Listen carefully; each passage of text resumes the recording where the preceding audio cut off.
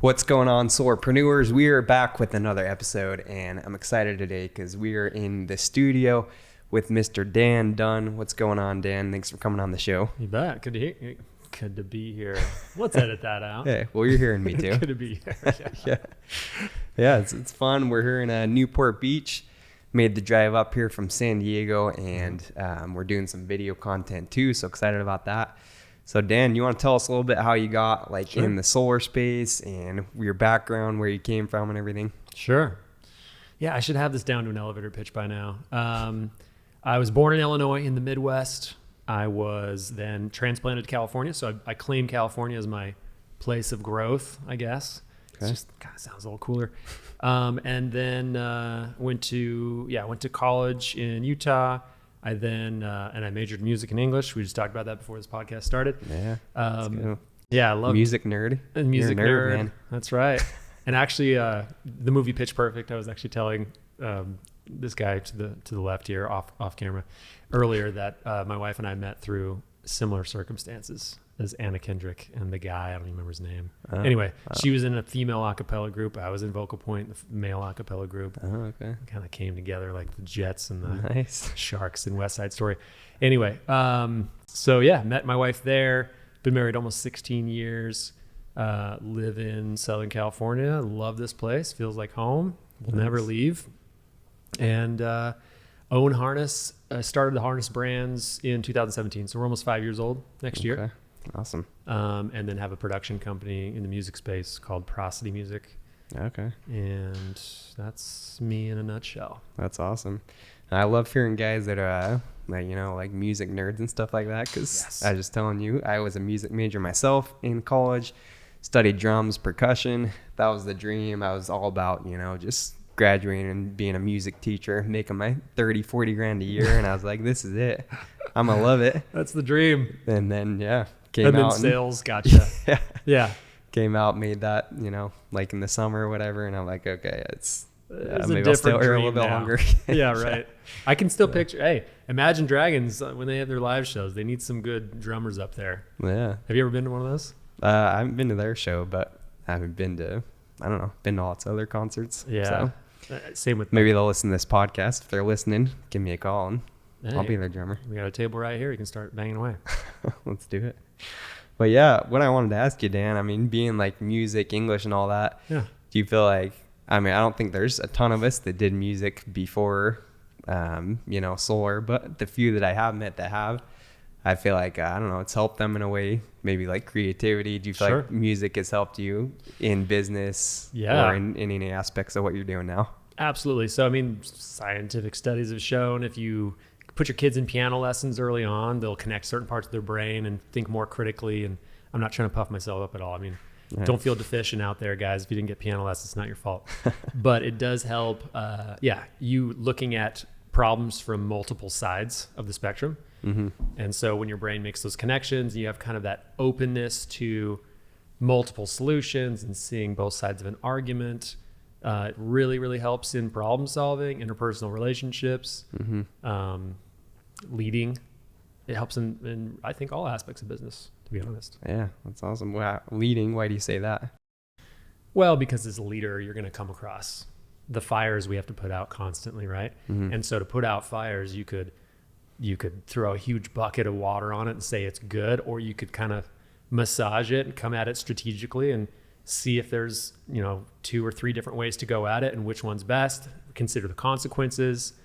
Being able to look at that cube from all sides, I think it has paid dividends. So. Yeah, that's awesome. Yeah, no, and I always compare it to just like, I'm sure, music, were you like a specific instrument or were you just voice? Piano and voice, yeah. Piano and voice, okay. Mm-hmm. Yeah, for me, it's like, I don't know about you, but all those hours you put in practicing. Yeah, that's true. That's something that I feel like is, like I was no way like a natural sales guy or whatever. And I still I'm not like the top guy, but because of all those hours that I put in, not being the top drummer or whatever, I'm like, okay, why don't I just use that same, method of getting better at sales? All the hours I put in practicing. You're not so all the right. guys are doing it, I just made that connection now. Yeah. That's crazy. So. I used to hole myself up in a practice room for 4 to 6 hours a day just going at the keys. And then of course that's what I did on the doors too. That's weird. Never made that connection. Yeah. So cool. I think it's superpower for sure. I agree. How many people, can go the distance like that. But cool, man. So tell us, Dan, how, so harness, you started that in 2017, you said, right? Yep. Okay. And were you just working on a sales team before, or how did you transition to starting your own company and everything? Yeah. So back in 2002, I started doing pest control for a couple summers. Then I did alarms for 8.5 years, mostly summers, but also some year-round programs. Built up, teams and regions during that time, and then transitioned to solar in 2012 with Vivint when they started their San Diego office. I was in that original office that was full of all kinds of cool guys. We were a cool crew. Anybody that's listening, I don't know if you are, but it was cool. Everybody from that office branched out and either became at least DMs, mostly regionals, VPs, company owners, etc. And so helped them, went up to Orange County, and then left for Solar City and Tesla. And when Elon fired us all in 2017, best thing that happened to me, that's when I started Harness. Because I felt like I'd learned enough. Yeah. Okay. Yeah, a lot of superstars came from that. Yeah. Including, Taylor McCarthy. We were just talking about. That's right, yeah. And all that too. That's cool. Vivint Solar, though. Were you, do you know Rob Reimer ever? Yeah. For sure. Was the he Bull? We used to call him the Bull. The Bull, yeah. Yeah. Was he back there in 2012 with you guys? He was, yeah. He was in that office. That's funny. Yeah. Yeah. So he, New Power, the company I used to work for, he That's right. went on to be like VP of sales of that company. Yep. He was my boss for a long time. Cool. But no, that's cool. Yeah, a lot of superstars came from that, and I know it was rough. At least according to Rob, he says pretty rough in the beginning. A lot of rough issues with stuff. But we felt so good about selling a 15-cent PPA for $200 a kilowatt, or 180, I think it was. We were so excited about 180 a kilowatt for a PPA. And by the way, the customers back then, from a customer standpoint, we were setting people up with 15-cent PPAs. Now in San Diego, I think the average might be up to 19, 20 cents, somewhere in there. And so I was talking about this with my team the other day. Mm-hmm. Companies feel at liberty to continue to raise the prices as long as the utility continues to escalate in proportion to that. So it's interesting. The whole urgency pitch is real. It's not just a sales tool. Go solar now, or you're going to probably pay more in the future.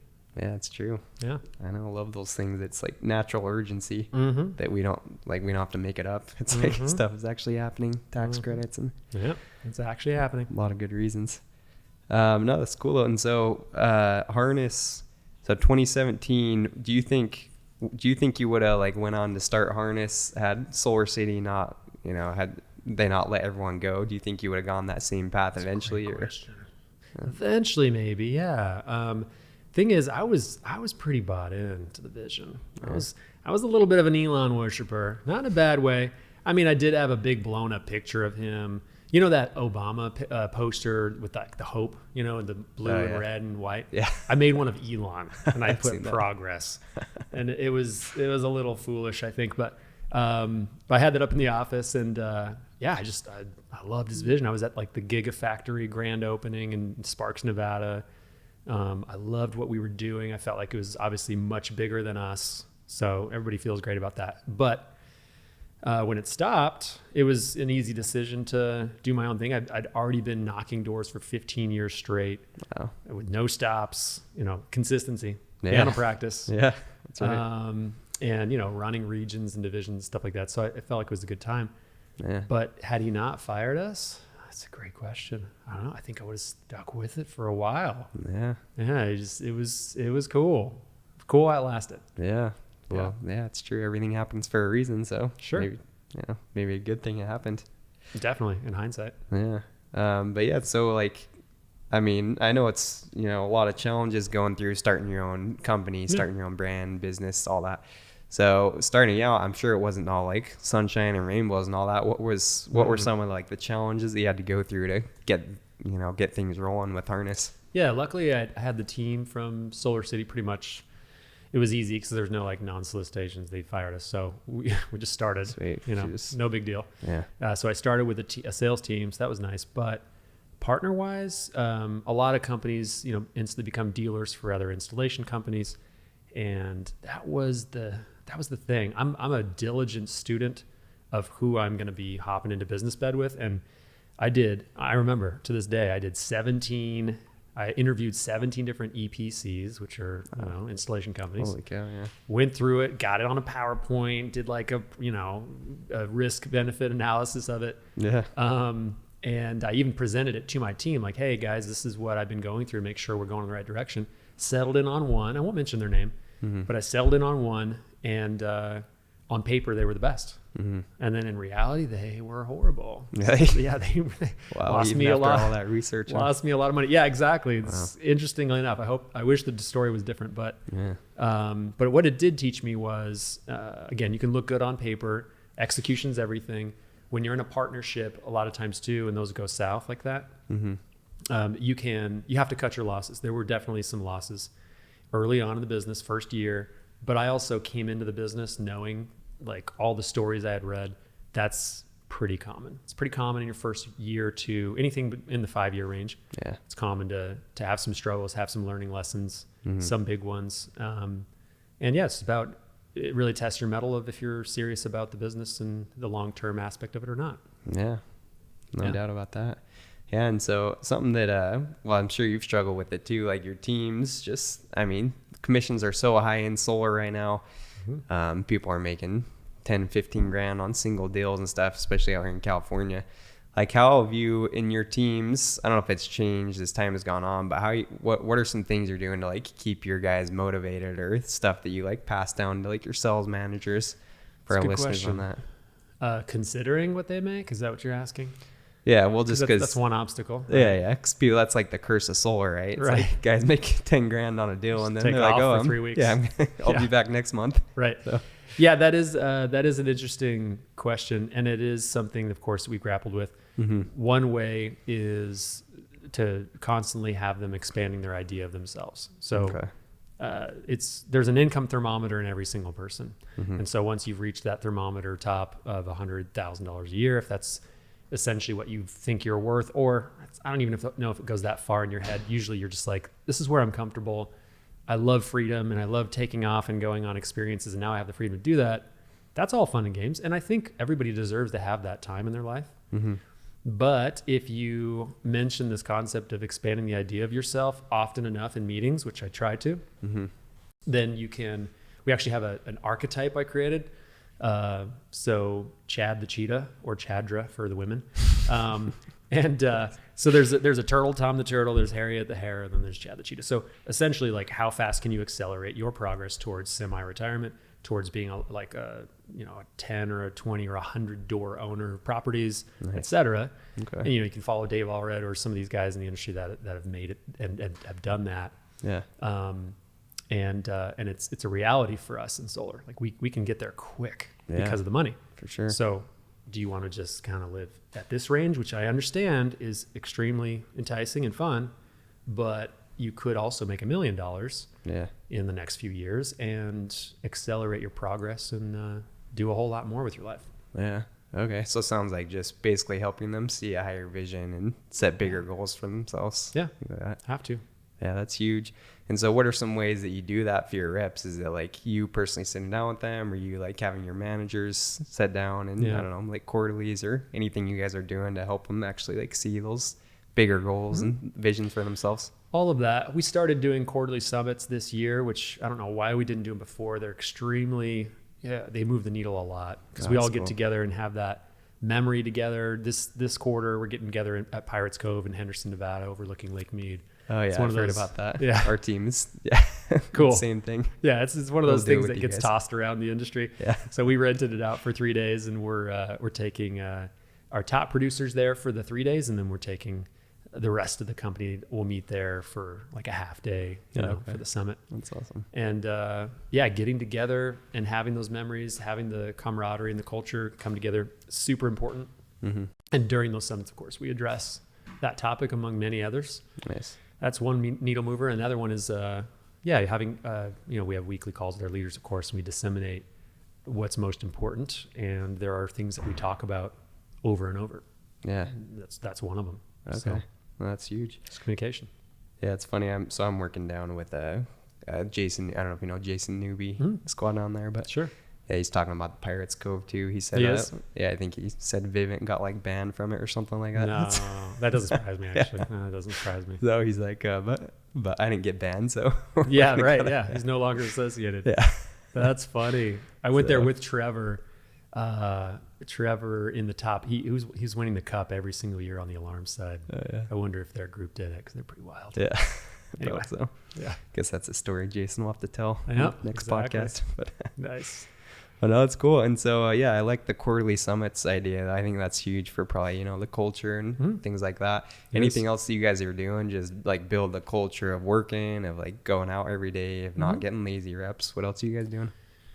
That's a good question. So we have, we started a Prime program. Prime, and I think this industry is moving in this direction anyway. Prime is essentially our setters. So, we have setters in most of our offices now. It's a very structured program that keeps, I wouldn't say that keeps people not lazy, and may even contribute to a little bit more laziness, but I don't think so, because it's very dialed in. And of course we have it structured to where we give the most appointments to the highest skilled closers. Yeah. And so I think that helps a little bit, but also just the cadence of accountability. And I don't know, to be frank, this question's interesting because we as a company, we're not high, like, what's the best way to put this? I'm not super concerned with being the top sellers in the whole country as far as solar sales. Yeah. I'm concerned with quality mostly. And so I would take, honestly, 100 installs from a group a month versus 300. I know that sounds rash, but I would take them if they were super quality. The sales were done with trust and not sloppily, and not creating a whole bunch of stress and extra stress for people. Yeah.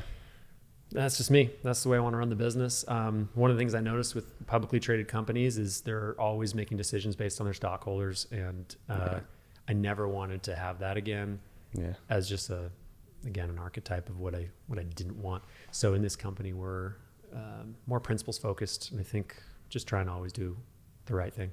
Yeah.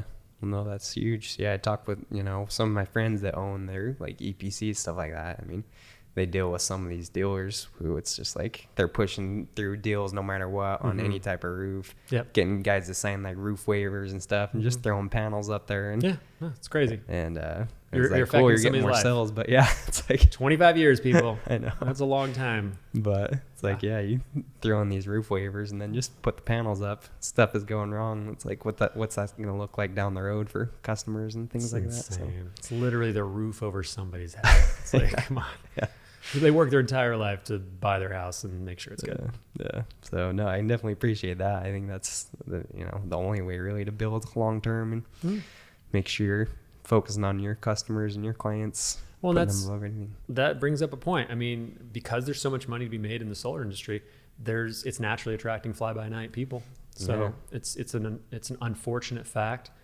The industry right now, I feel, needs a huge pivot towards integrity-based sales and installs.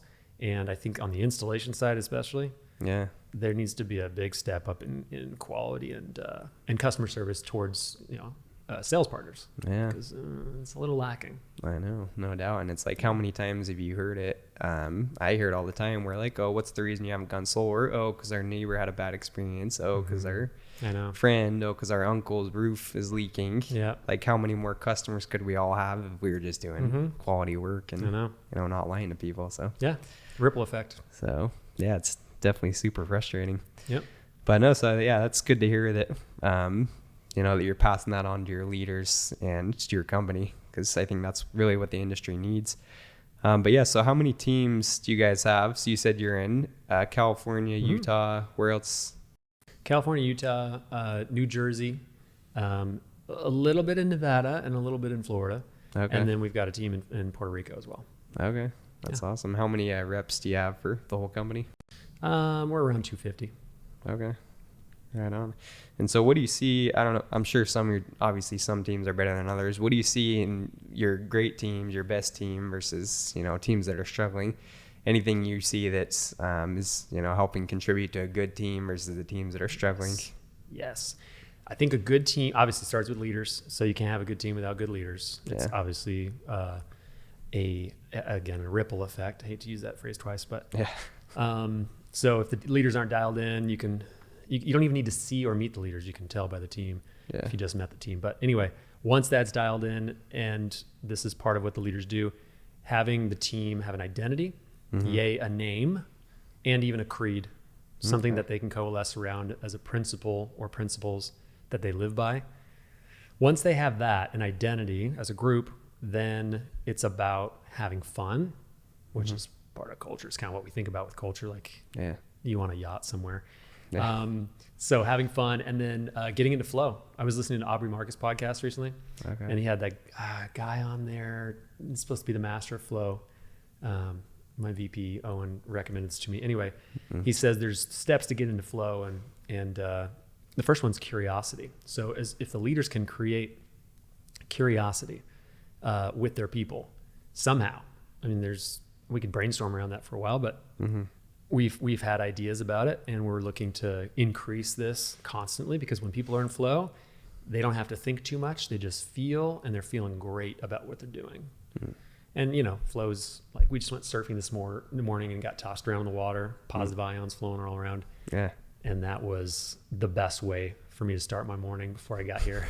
So activities awesome. Like that, if we can make sales and solar as flowy as the way I feel when I'm surfing, then I think we have hit the jackpot. So our best teams, they feel that. They don't feel like they're going to work. They feel like they're just in rhythm with a bunch of their friends, and they're making a ton of money together, which is awesome. But they want to show up to meetings. It's fun, So there's good quality content being shared in the trainings. The bad teams, again, bad leaders, or it's hard to say bad. Ineffective leaders, not doing some of these things, no identity, maybe they missed on the culture piece. They're not having they're too serious. They're not having enough fun.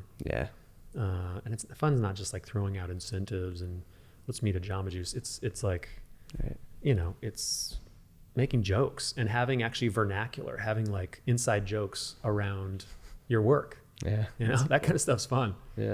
So that's what it's all about. That's cool. And a big struggle, like companies I've been a part of, I mean, that's a big struggle, is starting new offices, especially like when it's far away from your home base, right, or what have you. It's like sometimes it's tough to keep that same culture and expand and find good people. Because I mean, one of the first companies I was with, it's like we expanded to, I think we opened up 5 offices in a year, but then the next year all of them closed down except for like one. It's just like, because I don't think they didn't have like solid leaders in place, and I don't know, it's just tough to growing too fast. Keep it going. So one thing that we've found is to use your best office and bring your leaders that are struggling, or new leaders, for sure, new leaders, bring them into that office, and by osmosis they'll learn and feel the culture. So in fact, we just hired a new Vegas manager today. I just got off a Zoom call with him this morning. And he's coming in for 2 weeks into San Clemente, where our top office is, and he'll be learning by osmosis what they're doing. And it's not even just because you could describe to him what to do, but you got to feel it, and you got to meet the people and see how happy they are and talk to them, and like all that's going to be super invaluable, and he'll bring that back to Vegas and have a much better start. That's awesome. So that works pretty well. They kind of see what the other people are doing, and like, I'm going to go implement that in my office. Pretty basic, but I don't think not a lot of people are doing it. So. I know we definitely weren't when we were having that problem. So that's a great idea. And like as far as like your inspiration and everything, what are things that like motivate you to keep it going through all the challenges, and I don't know, when there's struggles, ups and downs, what are some things that help you? That's a good question. Multiple things. So I've thought about what's been driving me since I've been a kid, and it's actually hard to put my finger on it. I have some kind of motor in me that won't stop. I feel, have you seen the musical Hamilton? Well, just the Disney Plus version. But. Yeah, exactly. Me too. I haven't been to a live show. But you know how there's a song in there that the lyrics are like, he's running out of time. He always felt like he was running out of time. That's good. I've always felt that way. I've always felt like, hey, this is it's a short life. You got your time to make a mark on it, and And so I think that's ever present in my mind. Yeah. And I that drives me. I mean, I actually just heard, some of the most successful people in the world are both running away from something and running towards something. Yeah. So there's like two motors driving them. Yeah. And so I can certainly agree with and relate to the running away from things. Came from a divorced family. Dad died when I was young. A bunch of interesting, storyline items that I could bring up. Yeah. But running towards something, I'm running towards really excellence. I'm trying my best to just be excellent, because at some point along the way, I got the idea in my head that being excellent is just so much more fun, and it's a choice. So why not? Why would you choose not to be excellent? Yeah. I know it's hard, and I'm certainly not good at it all the time, but I think I've developed that skill over time to just, achieve excellence in certain areas of life. Yeah. Yeah, it's sweet. I like Hamilton. I remember when I first watched the Disney Plus version, I was like listening to that same song, I think, on the way to my deals and stuff like that. Nice. It's like running out of time. Nice. Yeah, like this is sweet, but it's true. I mean, especially in solar, that's like a real thing, because you don't know. Like, I don't know what your thoughts are, but it's like solar's probably not going to be as can't be this profitable for long. I mean, not 10 years from now. Yeah, it's gonna hit critical mass. It's already doing that in certain markets, and in California specifically, where we are right now. I'm not gonna make a prediction, but we're living on borrowed time for sure. You think so? Yeah. I mean, with the level of commissions that we're getting, the way, and just model it off of any other industry and the way it's matured. It's still young. Yeah. But we can model this off of a lot of other industries, and you can predict what's going to happen in the next 5 years pretty well. Yeah. Yeah. So I mean, that's what we're trying to tell our listeners too, is like, for those that are listening to this, make sure you understand that and take Dan's words. You're living on borrowed time. So push as hard as you can now. Be present. That's right. So it's like the days where you're making huge commissions, probably not going to be around forever. So no. So I invest in yourself, invest in coaching, and get as good as you can right now, so you can reap the benefits and make as much as possible. Yep. I think is something huge, and something I'm sure you share with your reps too, I bet. Right? Sure. Again, I mean, we've been on the wave of starting out 2012, just 9 years ago, making $185 kilowatt or whatever it was, 180. And being so excited, and then it just kept going up every single year. But it's just like the real estate market; you can't just keep going up. It's got to crash at some point, right? So I'm not saying we're going to crash, but we're certainly going to see corrections in the market. Yeah. I know, it's funny. I feel like the grandpa in solar. I started in solar in 2016, so coming up on 5.5 years or so. But like, I don't know, all the new reps coming in, they're seeing these huge commissions. And I feel like the grandpa, I'm like, back in my day, I was only making $250 a kilowatt. And I know. they're like, what? It's real. Yeah. And the opportunity arrogance is there. It's like, them, like you said, those numbers you mentioned earlier, they think that's normal. That's not normal. I know. This is not normal. I know. So it's like, guys, you got to understand, there's like, solar is the gold rush right now. Yeah. Go take your, pick and hammer and all that, and get in now while you can. Get in now and do it right. Don't ruin it for the rest of us. Don't be that guy. Yeah, for sure. Well, Dan, I know we got to wrap up soon here, but last question or two I wanted to ask you, like, from your reps that are seeing a ton of success out there compared to reps that are struggling and whatnot, what are you seeing? What's separating like the super successful reps versus the ones that are struggling on your teams? The super successful reps have their schedules dialed in. We've got a motto at Harness called "Win the Day." You'll see it on our Instagrams. Okay. It's actually on the back of my shirt, right? Is it on the back of my shirt? Darn it, not this one. Okay. Cool moment. Anyway, you put it on the back of our swag. "Win the Day" came from Owen Santos, our VP of Execution. It's something that he came up with in his own life, basically to win the morning. He wakes up every day at 5 a.m. He's the most disciplined guy I know. Yeah. Gets his workout in, gets his healthy eating going, gets the surfed with him this morning. Basically does more than a lot of people do before 8 a.m. is over. Nice. And so winning the day is what our successful reps do. They have a pretty regimented schedule that they stick to, live and die by it. And that makes all of their targets time bound.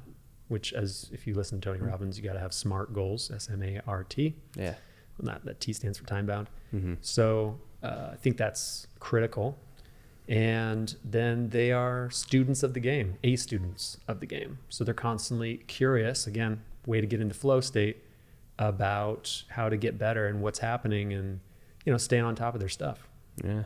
So, I mean, I could say a lot more than that, but that separates them. Again, if you want to look at the flip side of the coin, reps that aren't being successful are treating this like, they'll come to a meeting and they'll expect the meeting to kind of fill their cup and other people to give them all the knowledge and the skills that they need, instead of taking that bull by the horns with their own hands and doing homework. You actually have to do homework to be great at this. Yeah. So I know. One of the best things I can give you is when I first started, I had an approach that I would record in my phone every day when I was driving out to the area, and I would listen back to it to hear how I sounded to myself and put myself in the customer's shoes. Like, how would I react to this guy coming to my door? And I would do that over and over and over and over and over. Like, I just became obsessed with like the right words and the right cadence and my metaverbal and nonverbal communication. And it probably took me like 2.5 to 3 months, right when I got into solar, to come up with an approach that I felt was hitting on all the psychological principles that you would need to have in place to make sure the customer responded in a certain way. Yeah. And that's what you do. You dial that in so that you're hitting on all those things, the takeaways, the questions, the motion creates emotion, all that stuff. Yeah. So critical. I love that. Yeah. And I can tell it's going back to your music days. You're probably doing the same stuff when you're practicing piano, right? Recording yourself, hearing what's going on. That's what I'm saying. It's like so many parallels between it. Oh, yeah. And top guys are doing it. They're recording themselves in their closes, at the doors. Yep. There's just like so many things that we didn't think we're doing. The recording's not going to lie, right? Like, it's that like, sounds stupid. See it? Yeah. Well, I was actually sounding like that. Yeah. Actually said that. Yeah. So yeah, no, I think that's a huge separator, and lots of people I've had on the podcast have actually brought that up, that's one of the number one things that reps can do that most people aren't doing. And I didn't do it for years either, but I'm hearing it so many times. Good. Recording yourselves, getting feedback, and just, analyzing what went wrong. And looking in the mirror. Right? Yeah. That's huge.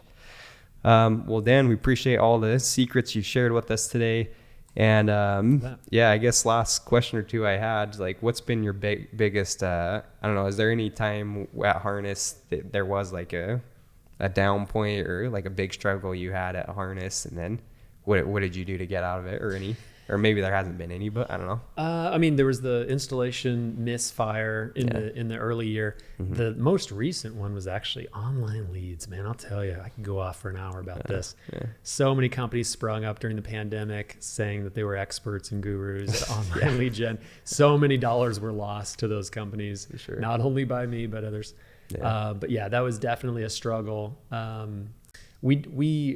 think we were shut down for probably, I don't know, maybe a month and a half or two. And then we kind of rebounded with the idea that we were, tied to the utility company. And I think everybody in the industry agreed we were essential services, but still, had our best year during the pandemic, which is cool, obviously, awesome. But spent a lot of money on online leads that didn't pan out. Again, I could name some companies, I could name some names, but I won't. Blacklisted names. But I would just caution any of the listeners to be I would never go with an online lead company that hasn't been vetted by somebody that can show you proof of the results. It's such a trap right now. So and that's huge. I don't know if you've seen it, but there's like groups on Facebook now, like I've basically like blacklisted solar online leads. I follow them. People just go and follow them. Talk crap on all the people that screwed them over. So the names that have scorned me have shown up. So it wasn't just me. So no, that's good tips though. I know a lot of people are thinking, online leads, that's the way. Never gonna have to knock a door again, but it's like, they think it's a panacea. It's really not. It's a supplement. It always should be treated as such. 100%. Well, Dan, thanks for coming on the show today. Where can people find out more about your teams and what you're doing, and kind of connect with you on social media and all that? Luckily, there's this great guy named Serge that's been managing our social medias recently. And anyways, you can find us on Instagram at Harness Your Future. Okay. We also have Harness Power Official. That's kind of more of a customer facing Instagram. Okay. Easiest way to find us, and you can slide into our DMs and have some conversations. Okay. Love it. And speaking of Serge, I mean, I know Serge comes with a price. He's not doing this stuff for free, but what's driving you to kind of invest in like the social media side of things, and what's the goal with that? The goal with that is really because we were a closed loop before, like we were growing mostly organically by referral. And then late last year, December-ish of last year, we just decided, you know what, we're going to make some more efforts to grow, not just organically, but, you know, get ourselves out there a little bit more and show the world what we've got going. Cause we feel like we have something very special here. Yeah. It's not contrived. It's a special culture of great people that want to be part of this because it's fun. It's special. And we create a lot of cool programs that are proprietary to us. So nice. So we wanted to get that out there a little bit more. And Serge is just such a charismatic gentleman. Yeah. He came to me, he's like, hey, I can do all this for you. And he made these massive promises. And no, he's delivered quite well so far. He does a great job. Great content, very organized. And he's got some automated systems that are pretty impressive. So Serge is the man. We've got him smiling on the sidelines here. So giving him a shout out. He's in the room. But no, so social media definitely important. I know if you're just building a brand and also recruiting, I know it helps a ton. Just, recruit your ideal salesperson. And I've been averse to it, to be honest. I haven't been on social media in a while. I took a hiatus for Facebook for like a year and a half or something. Right. But I think the resistance to social media was like, I just don't want to feel obligated to put myself out there with something contrived. Yeah. I want it to feel authentic, and I want to feel like, I don't know, that we're not trying to like manipulate people into anything. Yeah. So luckily Serge has given me free reign on what to put on there, and has worked with me on the way I want to do things, which has been awesome. So, that's awesome. Cool. Well, Dan, appreciate you coming on. Before you wrap up here, any final, words of advice you want to share with our solarpreneurs, with our solar guys that are listening on the show here today? Yeah, I would just say something I say often. There's magic in the mundane, which goes back full circle to what we talked about. Like if you practiced piano for hours on end, or parlayed any kind of musical talent or any other kind of rhythm, maybe from athletics when you were young, into knocking doors, that the magic is in doing the same mundane things over and over and finding the magic, which is the income, the success, the leadership, eventually, all the things that you kind of want and are going after. It's in the consistent daily effort. So. Yeah, love that. And I'm sure you read the two book, Compound Effects, Slight Edge, but it's just like, if you haven't read those, for our listeners, go read those for sure. Darren Hardy. I mean, that's the key to success. Mm-hmm. Most people aren't willing to do the little things every day over a long period of time. Anyone can do it for 1 or 2 days, but the guys that are having success in this industry, or really anything, they're doing the little things that no one wants to do for, day after day after day. The formula was written long ago. Just got to follow it. Yeah, for sure. Love it, Dan. Well, thanks for coming on the show. Guys, go give Dan a shout out. Shoot him a message, a DM on Instagram, Facebook. Let him know you appreciate him on the show. And Dan, thanks again. We'll talk to you soon. Cool. Thanks, Taylor. Appreciate it.